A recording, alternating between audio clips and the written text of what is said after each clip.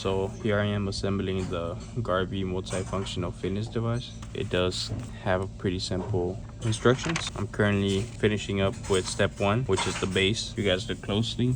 You guys can see that it has numbers, and each individual bag has its number. And they also made it simpler. If you have a hard time, like finding the parts, it has package A and B. It includes the number of each part. So if you're looking for, let's say, 37, okay, let me look in the package A, and you'll be able to find it. After assembling the first part, which is the base, this is what I got so far.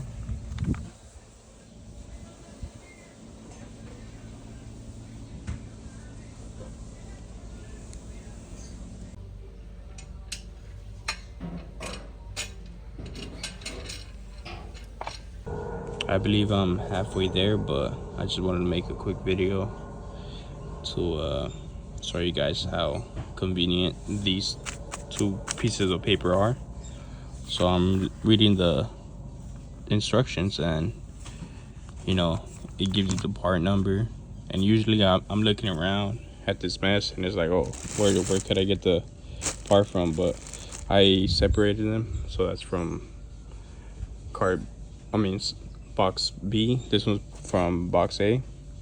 All I have to do is come up here, and it has it here, box A, box B. So it shortens the searching down, so it's very convenient. And another thing I wanted to point out is the tools. So far I've only been using 17 millimeters. Of course you can do it with hand tools, but I prefer this. But if you do use power tools, just be mindful. Bolts are always prone to get damaged with power tools, so just be mindful. But 17 so far. A wrench and a socket, and of course your power tool or ratchet, whatever you may use.